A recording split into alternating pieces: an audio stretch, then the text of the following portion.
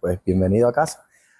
Bueno, pues muy bien, yo la verdad estoy muy alegre. Hola amigos, ¿cómo están? Estoy aquí con Roberto Fuenmayor. Eh, Ustedes saben que a mí me gusta en los podcasts hablar con gente que realmente tenga un contenido de valor y como siempre les he dicho, que puedan ser un modelo a seguir. En este caso, pues estoy aquí en compañía del señor Roberto Fuenmayor. Tú sabes, pues yo les voy a decir algo. Cuando yo lo conocí a él, ya anteriormente me habían hablado de un señor que creó un emprendimiento. Y yo decía, no, ese debe ser un tipo viejo ahí como gordo, como que, como que hace carritos de supermercado, qué sé yo, porque me habían dicho, pero ¿por qué no lo buscas para que lo entrevistemos y tal? Y debe tener una historia bien interesante, que no, capaz el señor ni ganas va a tener, ese señor debe estar gordo, debe estar ahí en el taller haciendo sus carritos de supermercados y no, que va, vamos a pasar de largo. Bueno, pues les comento algo. Hace un par de meses atrás estuve en una exposición que se hace aquí en Puerto Rico, donde hay muchos distribuidores, muchas marcas de comida y productos dentro de lo que es la industria, ¿no? De alimentos. Y una amiga en común, pues me dice, no, vamos, los invito, vamos al centro de convenciones, nos las vamos a pasar bien chévere, vamos a comer y beber y bueno, vamos, etcétera. Bueno, vamos. Entonces, fuimos a uno donde el vendor, que dicen, como dicen en inglés, uno de los auspiciantes, si no me equivoco, ¿no? Era este señor. Era el señor que me habían dicho, no, el que hace los carritos de supermercado. Que bueno, que estamos hablando, pero no sé, no enfocaba, es que no enfocaba con exactitud quién era la persona. De repente, este señor nos empieza a echar un cuento, nos empieza a decir, no, yo vengo de Maracaibo, ta. Y bueno, y empezamos, y entonces sí, yo estaba atento a la conversación, y decía, oye, qué bien. Sí. Y él seguía con su historia, ¿no? Y yo, qué bueno, qué chévere. Hasta que de repente viene y nos dijiste algo así como que, bueno, y terminé empecé haciendo una historia en las ruedas del supermercado. Los carritos. Y yo le decía, tú eres el tipo de los carritos de supermercado. Y este loco me dice, sí, soy yo. Y que no puede ser, no lo puedo creer. Bueno, pues más o menos le quería dar esta pequeña introducción de cómo Roberto y yo nos conocimos. Yo ya tenía cierto precedente de la historia de vida muy por encima. El punto era que él creó un nicho muy importante aquí en Puerto Rico, donde él descubrió que los carritos de supermercado podían ser un gran producto. Pero, Roberto, se me fue un poquito la historia de largo, pero es que yo quería que la gente supiera un poco cómo tú y yo nos conocimos, porque a mí me hizo mucha gracia, pero más allá de la gracia, cuando tú nos contaste la historia, realmente sí me puse como a entender un poco todo lo que es tu vida, Claro, ¿no? claro. Yo le estaba diciendo aquí a las personas que nos están viendo, pues que tú llegaste hace 25, 30 años atrás, Casi 30, desde Maracaibo. Correcto. Pero cuéntanos un poquito, ahora sí, cuéntanos un poquito tu historia de cómo tú llegaste desde Maracaibo a Puerto Rico. Pues Fernando, como bien describiste hace un instante, más de 25 años. Para ser exacto, son 29 años en Puerto Rico. Y la intención original de venir aquí fue simplemente 2 semanas para venir a acompañar a mi padre a hacer unas actividades. Mi padre era un buen conferencista, así que fue invitado. Que era pastor, si era no me equivoco. Era pastor, y así que fue invitado por medio de unas actividades internacionales que se hacían acá en San Juan. Y yo vine, lo convencí para que me trajera, porque yo estaba interesado en conocer la Universidad Interamericana, porque sabía que tenía un buen programa de aviación. Así que quería conocer la escuela de aeronáutica, porque mi intención pues era ser piloto. Así que vine con esa intención mientras él estaba en sus actividades, yo quería ir a visitar la universidad. Y de esa manera llegué a Puerto Rico. Así que llego a Puerto Rico mientras él estaba en sus actividades, yo visité la escuela, me gustó tanto que quedé pues enamorado, dije, aquí es, voy a estudiar aquí y pues hice todo para poder estudiar aquí y inmediatamente sucedieron o paralelamente sucedieron otras cosas con mi padre, ¿verdad? Él estaba, aunque te estoy contando que era pastor y hacía este tipo de conferencias en cualquier parte que lo invitaran, pero él estaba en una silla de ruedas porque había sufrido una enfermedad. Así que en esa actividad conoce a un doctor, el doctor le dice, quiero hacerte una serie de exámenes, y en esos exámenes le dice, para poderte hacer unos chequeos, necesito que te quedes de 6 meses a 1 año. Así que en esas 2 semanas sucedió tan rápido que decidimos como familia quedarnos en pro de la salud de mi padre. Así que yo voy a Venezuela en un viaje después de estar 2 meses, 3 meses aquí. Voy a Venezuela a recoger mis certificados, Sí, de mi estudio. diploma de la universidad y todo, del liceo. Y así que me regreso ya con todos mis papeles de la escuela para convalidar mis estudios aquí. Y comencé a estudiar mientras que mi padre estaba haciéndose terapia física y eso, pues no perdí el tiempo. Así que comencé, obviamente tuve que pasar un proceso para la visa de estudiante y todo eso, porque yo era un turista, vamos a decirlo así. Pero tú para ese momento, yo creo que el destino a veces puede ser como tan fuerte, tan marcado, porque a ti te pasaron ciertas cosas que dictaminan que el destino para uno tiene un recorrido. Claro, Esa persona eh, que tú estás mencionando, que que invitó a tu papá, claro. pues a través de él, o más o menos nos vas a contar, ¿no? Sí, sí. Obviamente, tú llegaste, te hizo lo que es el auspicio, llegaste a estudiar aquí y al mismo tiempo empezaste, pues, nada, de cero y me imagino que empezar a estudiar, a buscar algún tipo de trabajo que te marcaría, pues, Claro. tu destino aquí, ¿no? Sí, bueno, Fernando, como bien mencionas, ¿no? Fueron eventos, aunque aislados, separados, ¿no?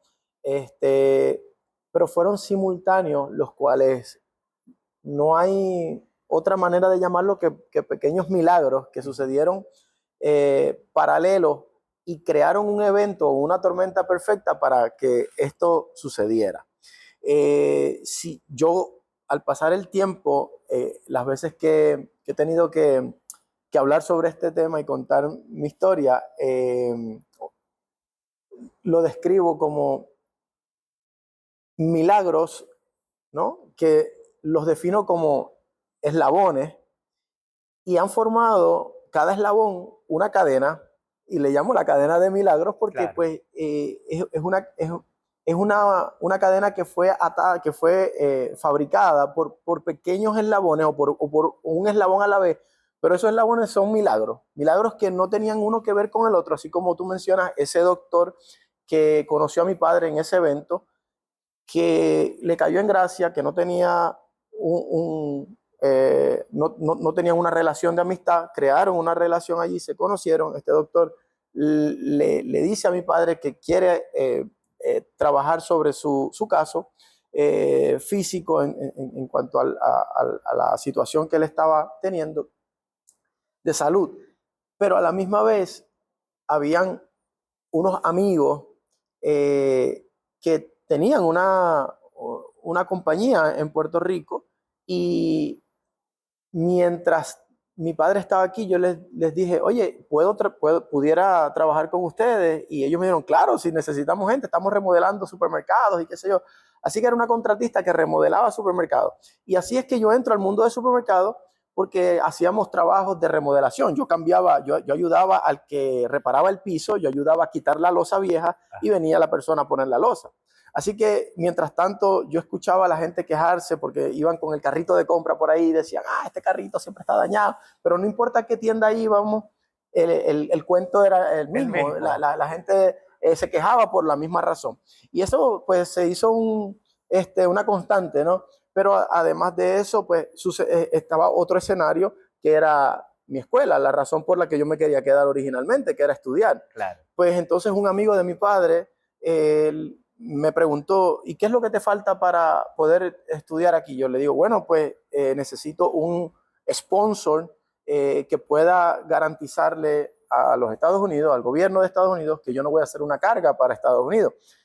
Y así que él me dice, ¿y yo puedo hacer eso? Yo, bueno, yo creo que sí, hay que ver uno si cualifica esto. Y él lo leyó y dice, sí, todo esto yo lo tengo. Y le dije, bueno, yo no pretendo que tú me sostengas ni nada, yo trabajo, así que yo lo que necesito es que legalmente alguien pueda garantizar de que yo no voy a hacer una carga.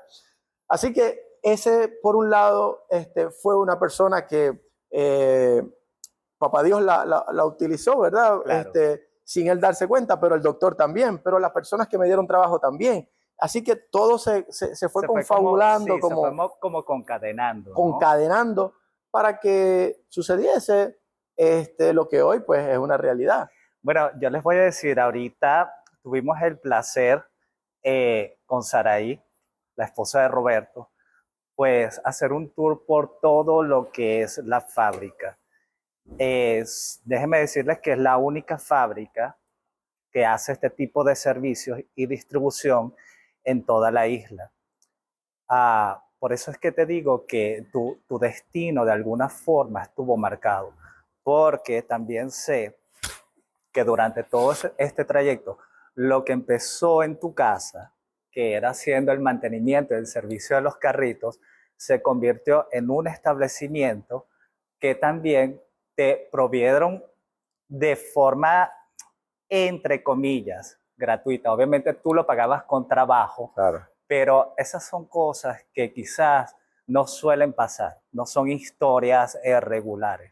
Claro. Entonces, de alguna manera, pues la mano de Dios estaba metida ahí para el cual tú pudieras construir el futuro que hoy tienes. Que déjenme decirles, muchachos, la fábrica es bien grande.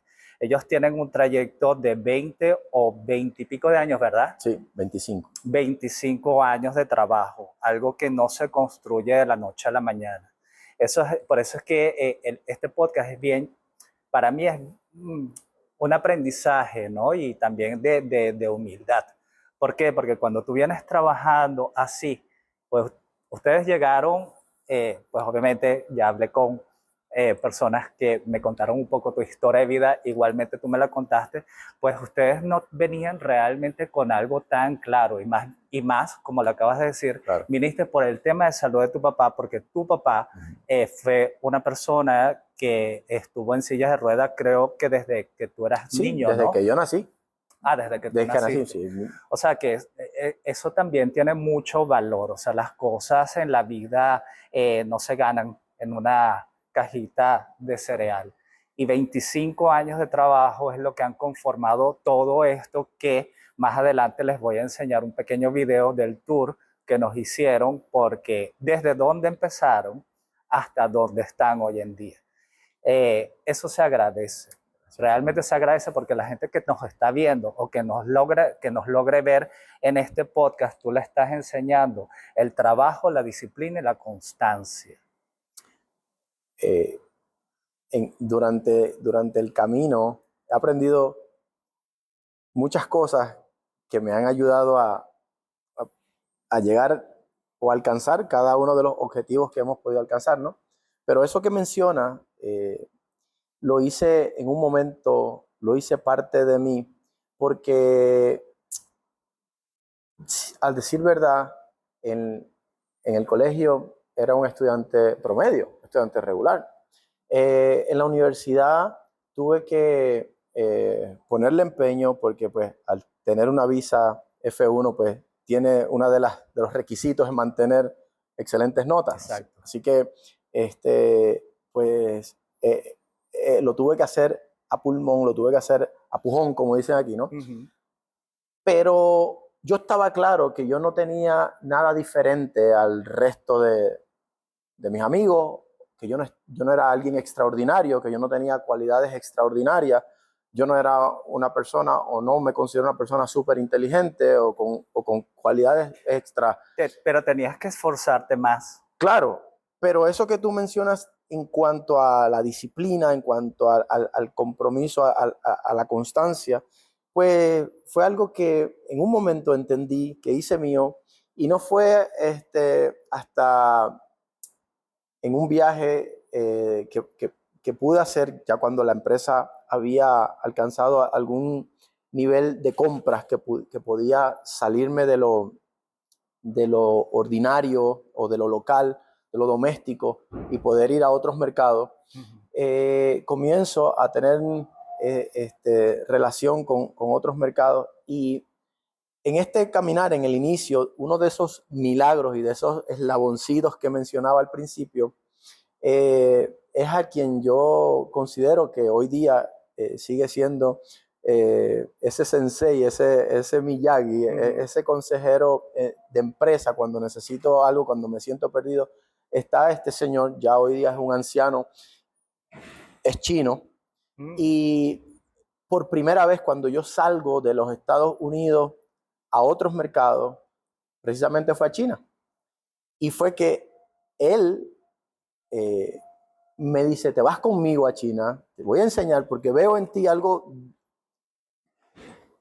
cualidades que pueden, que puedo ver un futuro. No sé qué vio porque hasta ahora pues fue lo que me dijo, pero de esa manera yo llego a China. Pero tú lo conociste fue aquí en Puerto Rico. Yo lo conocí en Orlando, básicamente en un show como el que compartimos como una feria. Como una feria. Algo así. Okay. Pero yo estaba de espectador, yo estaba de visitante, él estaba de exhibidor. Y fueron 3 días de exhibición y los 3 días nunca pude coincidir. Había algo que me llamó la atención de ese booth, de ese showroom que estaba, sí, era que había un carretón, había un carro de almacén que yo lo hacía aquí en Puerto Rico. Fue mi primer carro que hice en Puerto Rico, las primeras órdenes, y la hacía en el patio de mi casa. Allí tenía una máquina de soldar y fabricaba las cosas manualmente, bien artesanal, bien rudimentario. Sí, cuando yo veo ese carro, me habían puesto una orden de 300 carros y para mí era la orden más grande que yo había recibido en el mundo. Claro. Así que yo veo ese carro, fui porque un amigo me regaló la taquilla y me dijo, ve, así que fui. Y cuando veo ese carro, digo, este es lo que yo necesito, lo estoy haciendo y me toma demasiado tiempo hacerlo. A decir verdad, no me iba a ganar nada por esa orden. Realmente era más el hecho de poder decir, lo puedo hacer. Claro. Así que cuando yo veo ese carro, yo quiero intervenir a la persona, conocerla y preguntar los precios, a ver si me vendía eso y cuánto costaba y pues llevar el negocio, ¿no? Y cuando fui, me dice el vecino del booth que estaba allí al lado de él, me dice, mira, la persona que está ahí fue al baño. Y yo esperé un rato y no llegó. Así que le dije, mira, voy a seguir dando unas vueltas y regreso más tarde. Regresé y me dijo, oye, se acaba de ir a almorzar. Y yo, no puede ser. Pues regreso, me doy otras vueltas y cuando regreso, más tarde me dice, mira, le hablé de ti y te quedó esperando, pero él se sentía mal y se fue al hotel a dormir. Así que ese día no lo vi, al otro día volví y no lo vi, pasaron otras cosas, no lo vi. Así que el último día yo estoy dando la vuelta otra vez y llego al booth y le digo, déjame ver si... Y me dice, oye, ese señor te ha estado buscando y yo te vi pasar y le dije que fuese, que habías pasado por ahí, te buscó en uno de los pasillos y no te encontró. Pero, mira, aquí está su tarjeta, me dijo que lo llamaras, cualquier cosa.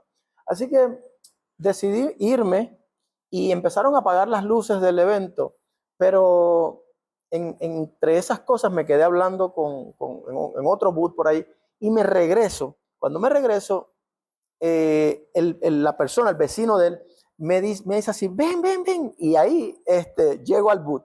Así que así de esa manera conocí a esa persona que hoy día es parte de mi familia. Se ha convertido en una historia para nosotros de familiar. comparto todos los años con su familia viene aquí, compartimos juntos. Esta persona fue el que te ayudó a apalancar para que tu negocio fuera creciendo. Quizás el que me ayudó a ver desde el lado afuera el negocio. O sea, el que me ayuda a salir a otro mercado a decir, mira, hay otras cosas que suceden, no es ponerle la rueda a un carrito, es cómo hacer un carrito, es cómo fabricarlo. Y ahí empecé a tener conocimiento técnico de un carrito. ¿Eso más o menos en qué año fue? Eso fue en el 2008, 2009, por allá. Y bueno, del 2008 has tenido una trayectoria inmensa, ¿no? Totalmente. Tú ahora distribuyes carritos de supermercado a todo Puerto Rico y a todas, a todas las empresas que realmente requieren de ellos. Claro, en Puerto Rico podemos decir que pues, el 100% de los supermercados los atendemos nosotros. Suplimos los carritos para todos los supermercados de la isla. Y también pues estamos exportando hacia México, algunos países de Centroamérica, las islas del Caribe, y pues también a la Florida, en los Estados Unidos. Cuando tú empezaste a tener todas estas visiones, porque también entiendo que dentro de lo que cabe, por el tema de tu entorno familiar, por la discapacidad de tu papá, tú también fuiste cabeza de familia de alguna manera, ¿no? Sí. Después hiciste tu propia familia. Correcto. Y pues bueno, la vida es así. Tú sabes que nuestros padres se van. Tu papá pues ya pasó a otro plano. Yo sé que él era tú eras súper pegado con tu papá. Sí. Ustedes eran llave, como dicen así por ahí. Así es, literalmente. ¿Qué pasa cuando tu papá se va? Cuando, pues obviamente era un pilar para ti, para toda tu familia. ¿Qué hay? Te pregunto eso, ¿tú sabes por qué? Porque estos temas, cuando tus padres o tienes una persona que te marca mucho en la vida, te aparece como un parteaguas y empiezas a ver la vida y las circunstancias de otra manera. Totalmente. No sé si a ti te pasó. Sí, definitivamente, Fernando.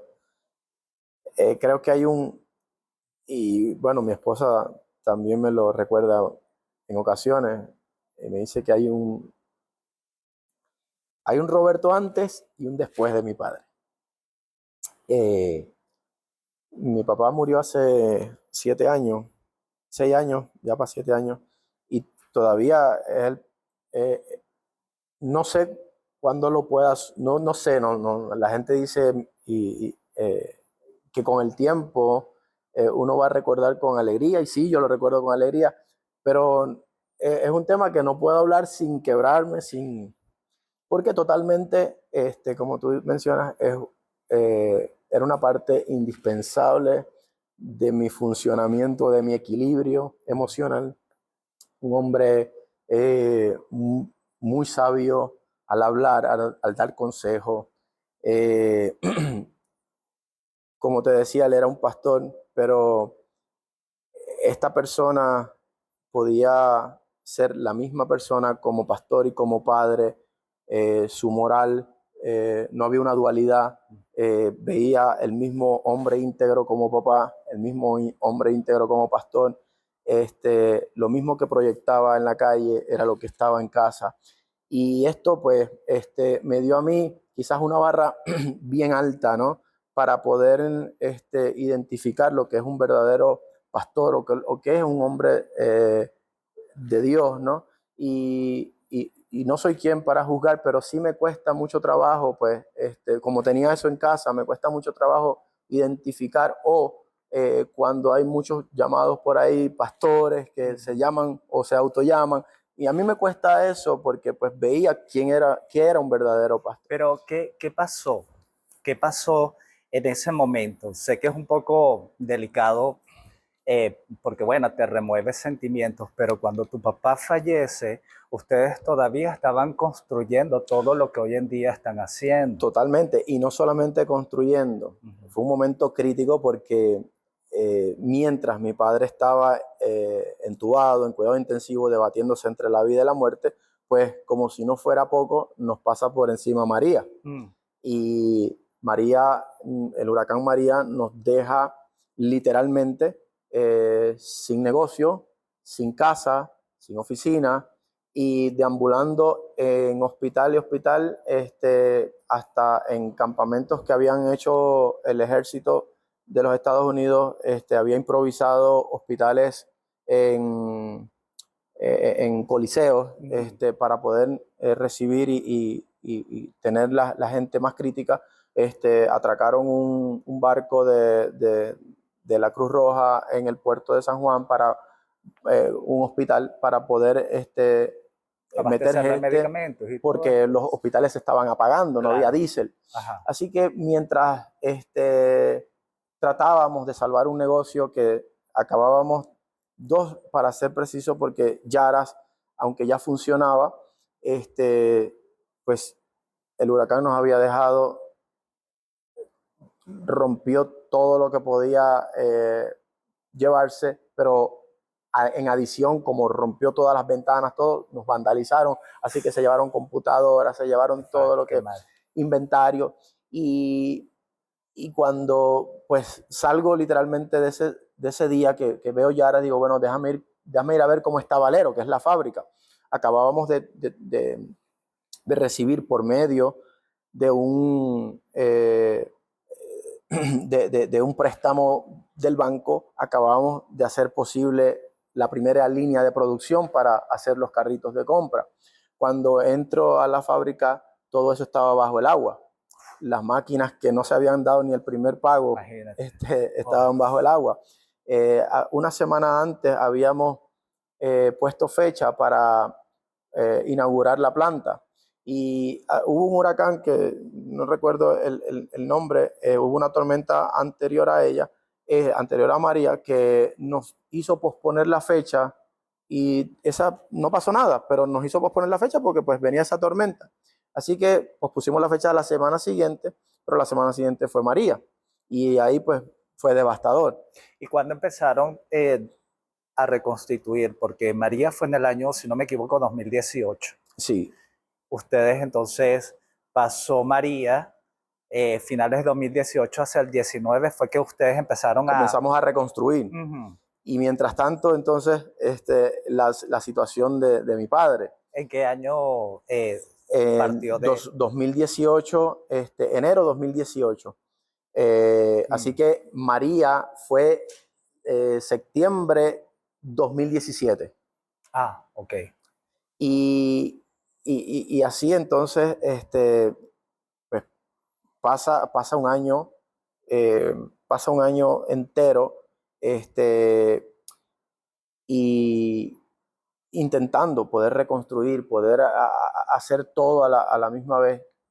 Nuestra casa, en el plano personal, porque llegar a los negocios y llorar hasta que se secaran las lágrimas, pero cuando llegabas a tu casa tampoco conseguías sosiego, porque mi casa no tenía techo, se fue el techo, se fueron un par de paredes, se fue la casa. Así que no había un lugar seguro donde estar.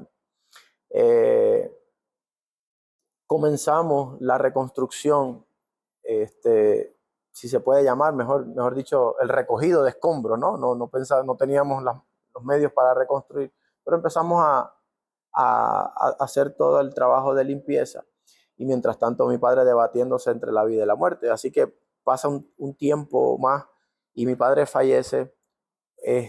Así que para mí fue una conclusión o un ciclo donde pues me perdí totalmente, me fui como de la realidad. En ese tiempo, pues creo, no puedo decir que he podido sentir lo mismo en otro momento. Creo que fue una sensación tan extraña o tan fuera de lo común, de lo normal, que me podías decir en ese momento cualquier cosa. Piensa en tu hijo, me podías decir, que es lo más preciado que uno tiene, ¿verdad? Y yo te podía responder, no me importan mis hijos. O sea, piensa en tu esposa, no me importa. Piensa en tu mamá que está viva, o sea, no me importa a nadie. Quizás un poco fuera de la realidad. Hoy día, pues, fui a cada uno de ellos que te menciono y les pedí perdón. Le dije, oye, perdóname por en ese momento ser así Bueno, pero es que tú también estabas lleno, estabas como por encima de lo que tú podías sobrellevar. Yo creo que todo te llegó en el mismo momento y eso era lo que yo quería, pues hasta a ese punto era donde yo quería llegar, porque hay situaciones en la vida que te sobrepasan. Y claro. en tu caso, imagínate, construir un negocio, llevar dos familias, porque al mismo tiempo, aunque tu papá era tu pilar, tú tenías que hacerlo, porque tu Total. papá no tenía las condiciones físicas para hacerlo. Tu papá se va de este plano, llega una tormenta que te destroza todo. Aquí la historia buena es que todo se pudo reconstruir. Por eso es que estamos haciendo este video. Claro. Y hicimos el tour y todo se ve increíblemente bien. Pero yo quiero saber de ahí, cuando tú caes, vamos a decirlo de alguna manera, en ese punto de quiebre tan complicado, ¿qué fue lo que te hizo a ti volver a reaccionar y convertirte en la persona que eres hoy? Pues decidí y quizás con el impulso también de mi esposa me dijo, vete, sal de lo cotidiano, sal de esto y ve a hacer lo que tengas que hacer, pero regresa contigo. ¿Qué hiciste? Me fui al Everest, escalé el monte y hice el campo base del Everest. Fui con un equipo, fuimos 6 y quizás ese evento me hizo, o tuve el tiempo para reflexionar en realmente lo que es la vida, porque estás aquí, estás metido, eh, lo veo ahora como cuando estás preparándote una batida, ¿no? Y le pones el hielo a la licuadora, le pones el azúcar, le pones el agua, le pones todos los implementos y le das a ese botón y esa licuadora empieza ahí a revolotear y estás dentro, todo lo que está pasando dentro de esa licuadora es un caos, pero por fuera lo estás haciendo en tu casa, en tu cocina, donde todo está hermoso. Y quizás esa es la otra parte de la vida, ¿no? Que todavía uno está respirando, uno está, tiene seres que lo quieren a uno, que lo aman, están tus hijos, está tu madre, está la familia, están tus amigos. Hay otras cosas que sí siguen funcionando, pero estás metido dentro de esa licuadora en una tormenta que te estás asfixiando y no logras ver. Pues quizás de una manera, ¿cómo podértelo simplificar? Pues me sentí así. Eh, hice ese viaje, aprendí muchas cosas que las conocí en el viaje. Uno de mis deseos, y por ponerte un ejemplo, ¿no? Desde que comencé el reto con mi condición física, prepararme físicamente, entrenar duro, ya estuvimos en muchas reuniones donde los guías nos decían y los médicos nos decían, esto va a ser fuerte, tienen que prepararse así, así. Así que justo antes de comenzar el ascenso, una semana antes, llegamos a Nepal, estuvimos concentrados para poder entrenar y que nos hicieran los exámenes médicos y físicos. Pero Roberto, dime en pocas palabras, ¿qué fue lo que aprendiste en el cual tú te convertiste en la persona que eres hoy en día, que tú regresaste y viste las cosas de otra manera? Pues te puedo resumir que en todo ese evento, ¿no? Mi mente siempre estaba puesta en la cima, siempre, ¿cómo será el campo base? ¿Cómo será el campo base? Y cuando llegué al campo base, para resumirte eso bien rápido, era un montón de basura, un montón de hielo. Eh, de hecho, yo pensé que todavía no habíamos llegado y el guía dice, tómense las fotos y hagan lo que van a hacer, que tenemos que bajar rápido antes de que oscurezca. Y yo, ya llegamos, sí, este es el campo base, este es el fin. Y de allí he tomado una lección en la que siempre la repito en otras oportunidades cuando tengo la oportunidad de conversar con personas y decirles, disfruta el camino, porque cuando llegues a tu destino, allí no hay nada. Muchas veces el destino nos defrauda, nos decepciona, pero nos enfocamos tanto y tanto en ese destino, en ese final, que el camino lo pasamos por alto y por querer ir rápido, no te conocí como amigo, no aproveché tu amistad, no compartí con la familia, no dejé de hacer tantas cosas por estar enfocado en ese destino. Pero cuando llegué a ese destino, me di cuenta que no había nada. Y esa fue una de las lecciones más bonitas que yo pude haber aprendido allí. Porque regresé, que estaba loco por bajar, por ir a abrazar a mis hijos, por ir a abrazar a mi esposa, por ir a pedir perdón a mi madre, porque cogí el dolor para mí y olvidarme del dolor de ella, que si yo viví con mi padre 35 años, ella vivió 50, así que olvidé ese dolor y a todos, pues, obvio, le pedí perdón porque dice, o sea, estaba siendo egoísta conmigo mismo y con mi familia. Y de eso, si me preguntas, ¿qué aprendiste? Pues aprendí eso, aprendí a valorar lo que tengo y lo que durante mi camino diario puedo aprovechar. No se trata de tener un negocio y hacer carritos, se trata de que aquí hay 60 empleados y que cada uno tiene una necesidad diferente. ¿Cómo yo puedo ser mejor cada día y cómo yo puedo servir para que ellos puedan tener un poquito, su vida pueda ser un poquito más sencilla, que cuando lleguen a su casa pueda decir, lo logré, llegué con algo, llegué con provisión, y que podamos ser ese canal de bendición uno a otro siempre. Y creo que eso, pues, para mí, ¿verdad? Es una lección que me costó mucho, me costó dolor, me costó sacrificio, pero de allí aprendí eso. Pero sabes que gracias primero por compartir lo que dices. Creo que tiene mucha profundidad. Ahora ya estás en otra situación. Ahora yo creo que estás en el momento de que estás, porque lo he visto, estás retribuyéndole, no sé, a la vida, eh, al universo, cosas. Creo que estás apoyando distintos emprendimientos, estás intentando, eh, no sé, sponsorear, digamos, ¿no? De alguna manera.